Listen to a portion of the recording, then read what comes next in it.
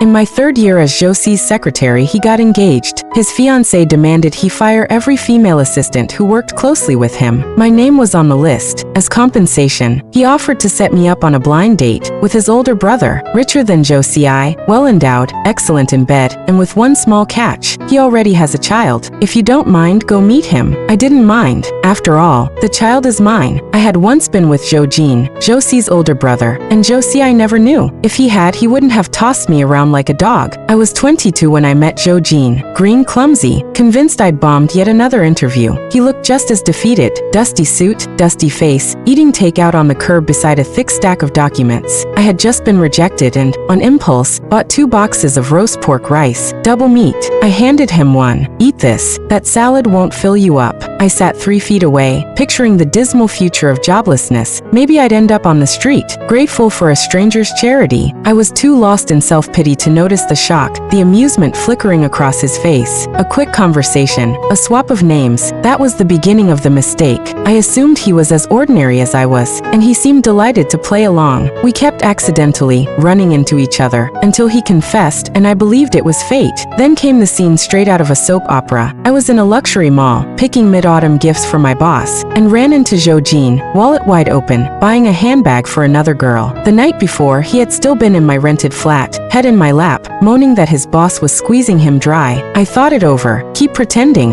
or ask for a payoff. I chose the worst option. I called him out, demanded nothing. He wasn't surprised, confessed everything, and said, "Let me take you home, my real home." The estate was worth more than I could earn if I'd started selling from the Qin dynasty. That night I saw the files in his study. He actually worked. The day we met he'd been at the port, a Kizhou group project that had stalled. Midsummer, he'd dragged blueprints, engineers, and record keepers to the site, then sat on the curb eating boxed lunch while the final report was being typed. I'd mocked myself for not noticing the watch, the cut of the suit. "Do we have to break up?" he asked. "Love is the same whoever it's with. What matters is profit." I was 24, too young to accept sand and love. "We're different," I said. No tears, no goodbye. I left as calmly as if I'd been laid off. A month later, reality hit. My period hadn't come. The company was axing pregnant women first, the boss bragging that he'd pay severance and send every expectant mother home. I booked an abortion, took 3 days off, and was halfway to the clinic when Jean's bodyguard blocked the car. Jean flew back from abroad, 6 hours, and asked me to keep the baby. The price was generous. I agreed. When the little girl was born, I never looked. Jean named her Kujade. I figured he loved her. Nothing more for me to do. I left the capital for the south, but couldn't escape the Zhou family. Josie, the younger brother, ran the southern branch. I mass-mailed resumes. Never noticed one had gone to his executive secretary pool. Interview, clearance, hired. Just like that, I became Josie's executive secretary, scheduling coffee runs, occasionally hosting VIPs when the chief secretary was away. Easy work, fat paycheck. I'd already bought a flat with Jean's money. The salary was gravy. Then the fiancé appeared. You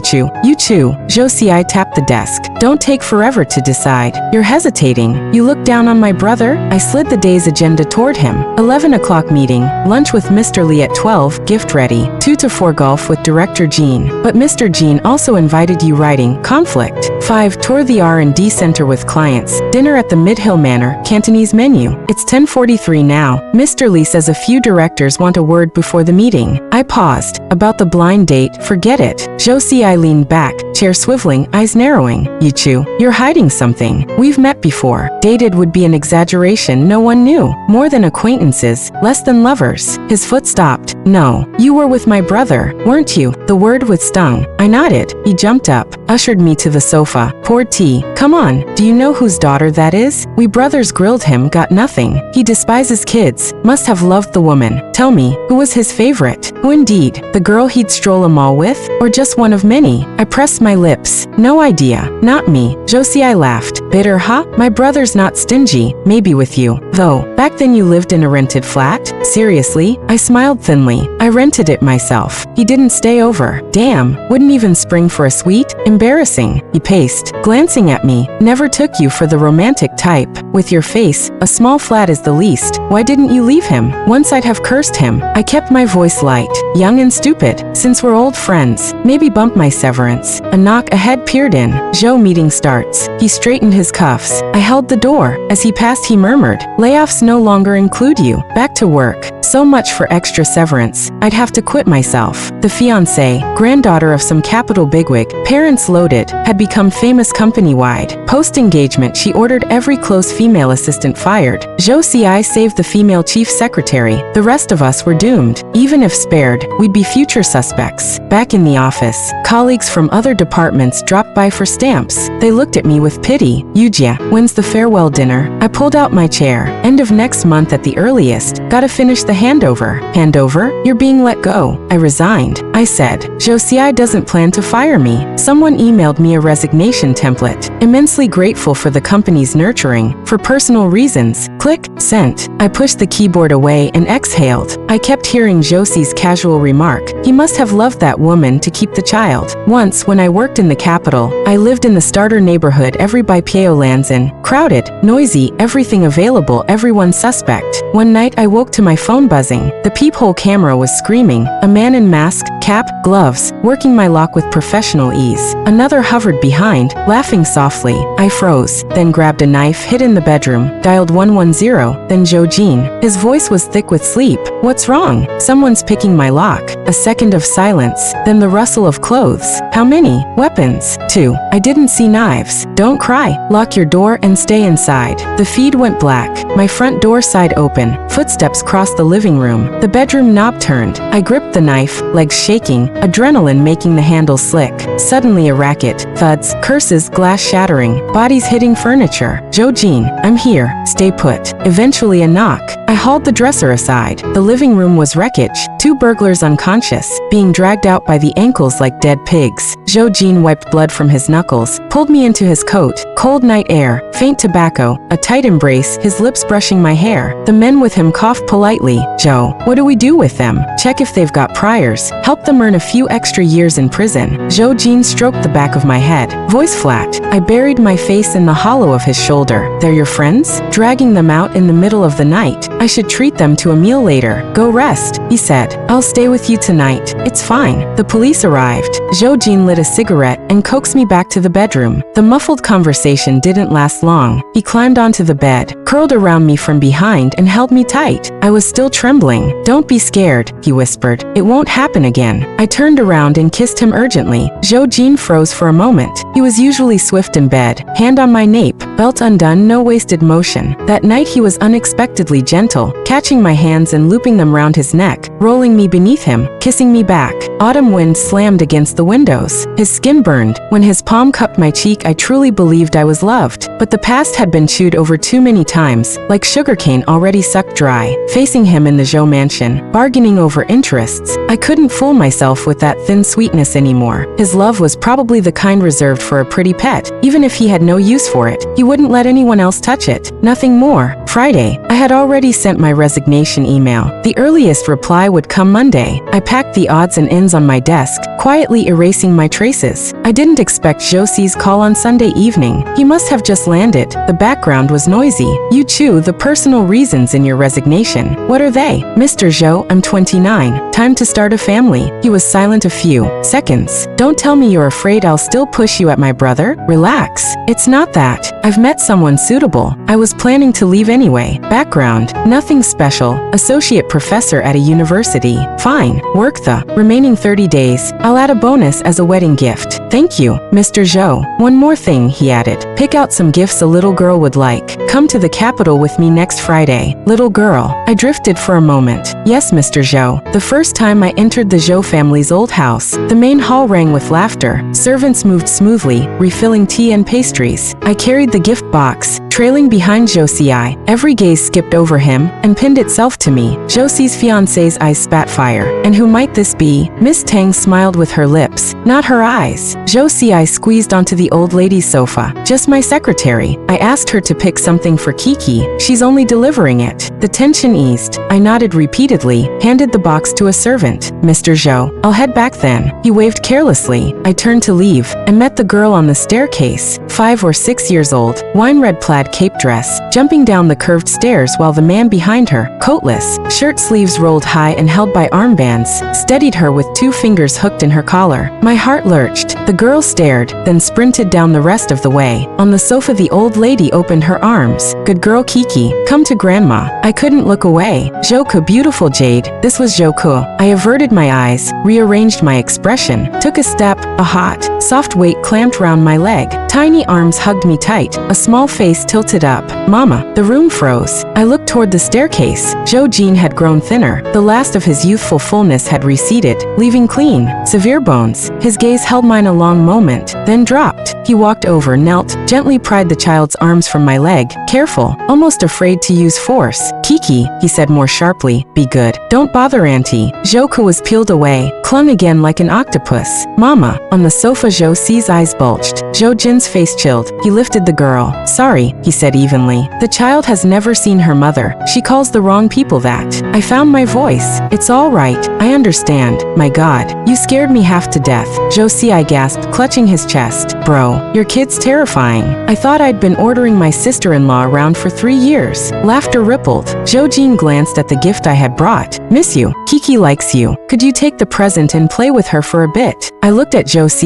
He flicked his wrist. Go on. I sighed, picked up the box again, and followed Joe Jean. The corridor was silent. Autumn sun through leaded windows scattered diamond dust on the carpet. Joku lay against Joe Jin's shoulder, motionless, watching me. Planning to resign? Joe Jean asked. Yes. No severance. For voluntary resignation. You know that. I know. Years in the trenches and you'll walk away for pride. It's not pride. The job isn't heavy, but it keeps me on call 24/7. I want more time for family. He halted, half-turned. The arm holding the child showed taut, powerful lines. His knuckles flexed. Family, he echoed, tone unreadable. He resumed walking. Dating someone? Yes. Bring him. I'll vet him for you. No need. Just an ordinary man. Hardly worth your time. Ordinary men suit you. You never mentioned you were the Zhou heir, either. Silence. We wound through the corridor. He knelt to set the girl down at the playroom door. Daddy has business. Go in and play. Joku clutched the toy box, looking back every step. When she was gone, Joe Jean leaned against a window, pulled out a cigarette, patted his pockets in vain. I flicked my lighter, shielded the blue flame for him. In the thin smoke he paused. When did you start smoking? I don't. Mr. Zhou Jr. keeps losing lighters,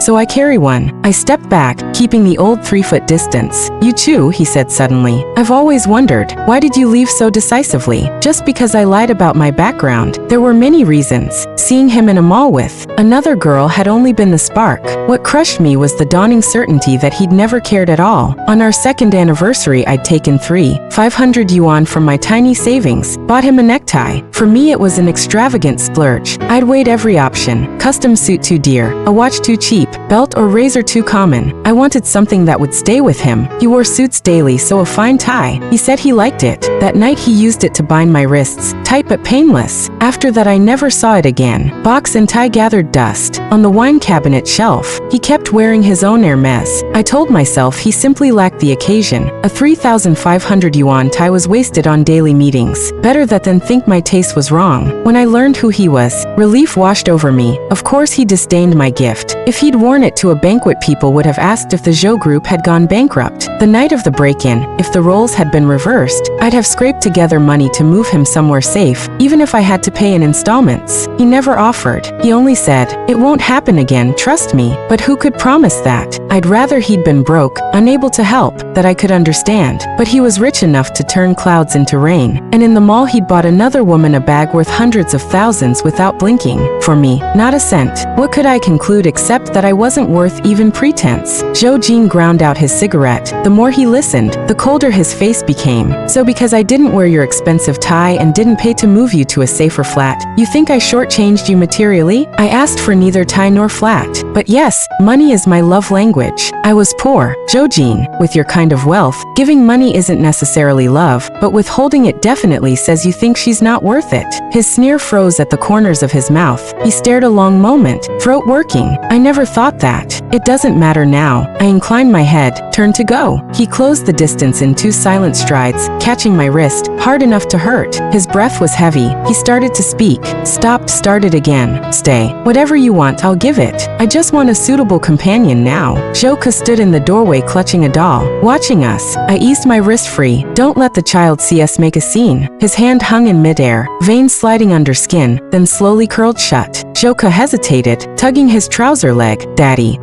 Is that Mama? Yes. Other kids' mamas hug them. Why won't she hug me? She fumbled for words. Jean gathered her up, smoothing her braids. Because Mama has her own plans. When other people are around, call her auntie, you understand? Okay. Half a month of handover remained. Josie gave me no new tasks. After years of frenzy, the sudden idleness felt foreign. I sent out fresh resumes and kept in touch with the man I was dating. Ing Fu was the best so far. Associate professor of physics, temper honed by inattentive students, 3 or 4 years older, widowed. He didn't mind that I'd borne a child before. We had dinner plans. I spent the afternoon firing off applications, chatting with HR, and left the office at 6 sharp. At the gate I spotted Ing Fu from a distance, flowers in hand, standing beneath a tree. He didn't move until I reached him. Why so far away? Didn't know if you wanted colleagues to see. He handed me the bouquet. Restaurant's close, shall we walk? The river view is nice. It was. Water birds startled up, wheeling over the shoals. The chill air felt refreshing. Ing Fu frowned, glancing back repeatedly. What is it? I asked. Feels like someone's watching us. He tried to laugh it off. Probably wants your WeChat. I followed his gaze. Nothing unusual. I'm sensitive to being followed. Don't worry. If it's malicious, I'd notice. He nodded. Almost there, let's cross. He looped an arm loosely round me, recounting campus gossip. Rush hour traffic streamed past. Suddenly, he lurched sideways with a grunt. I staggered as he knocked into me. An electric scooter skimmed inches away. 2 skinny boys scrambled up,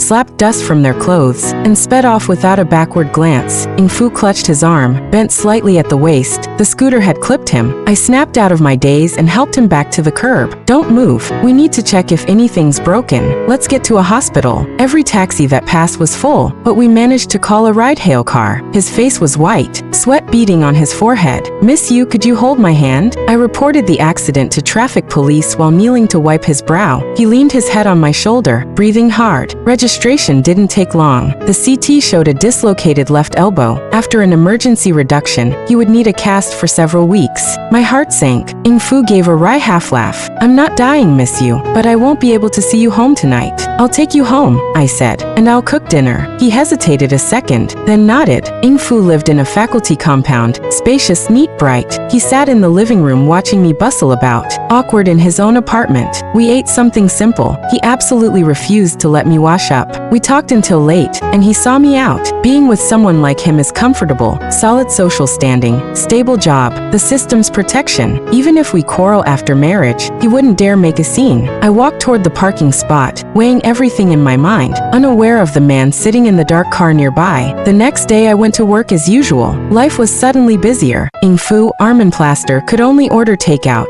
so I brought him lunch every day and checked on his injury. 6 days left on my resignation countdown. Word came that headquarters had sent an inspection team for 3 days. Jean was among them. I was the last to know. I was handing over the last of my files to the new secretary, distracted, when my phone buzzed. An unknown number. Come to the VIP lounge on the 43rd floor, or I'll come find you. Jean, the new secretary, glanced up. Sis, if you're busy I can come back later? Sorry, something came up. Look these over first. I finished counting the records and passed them to her. The 43rd floor lounge. He was inside. I wondered if Kiki was with him and shook the thought away. We'd barely met. Why miss her? The elevator chimed. Empty. I tapped on the door. It opened a crack. No lights. I stepped in, feeling for the switch, when an arm snaked round my waist and pinned me to the door, my cheek against the cold panel. His breath scorched my neck, thick with alcohol. He spun me around, struggling for balance. I threw up an arm between us, keeping a fist's distance. It seemed to provoke him. Both my wrists were seized and lifted above my head. My blouse was tugged free of my skirt and his hands slid in, bare against my waist, burning. His kisses were frantic. I fought for air. When he let go I gulped once, twice, before he took my mouth again. In the dark we were both panting. His voice was hoarse. Who have you been seeing these days? He knew I'd been at Ing Fu's place. It hit me. You had me followed? Then, still half drowned for breath. Was the scooter accident you're doing? The hands at my waist clenched. He froze, swallowing hard. I didn't, he said. You suspect me? I fell silent, instantly regretting the words. Zhou wasn't that sort of man. You'd suspect me over a little scrape?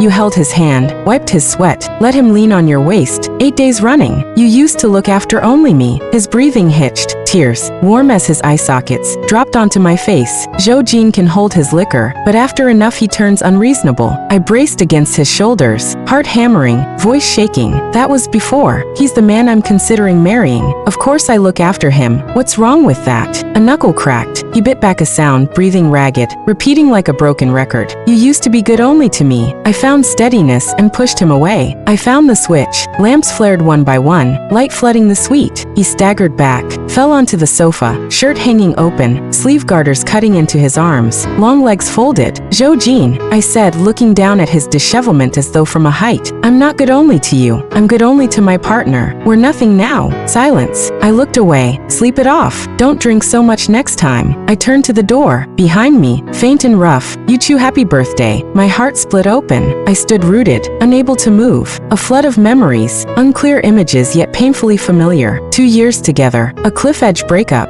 I'd have preferred we'd simply drifted apart. That would have been easier to quit than these midnight torments. And there was the child. While pregnant, I refused to see him. He stayed tactfully away. But I knew he came. At first his massages were awful, my swollen legs worse afterwards. By the 7th month he could knead expertly. Once half awake, I felt him applying stretch mark oil. The baby kicked him. Zhou sat on the bed, eyes red at a loss. I hated my own softness. It was only happy birthday, yet it dragged up everything. I crouched slowly, covering my face. Footsteps approached. He knelt, circling me from behind. Zhou, I said, just this once. I helped him to the bedroom, unbuttoned his shirt one by one. His eyes were bloodshot, exhausted, guilty. Do you want to? His voice still husky. He pressed my hand to stop me. Not now, I can't. I clenched and unclenched my fists, drew a deep breath. Then let me wash you, unless you'd rather sleep drenched in alcohol. Oh, disappointment flickered. Then he lay back obediently and let me wipe him down. You too, he murmured. I can explain the things you minded. A few days before we broke up, I did escort a family friend's daughter round the mall. You must have seen.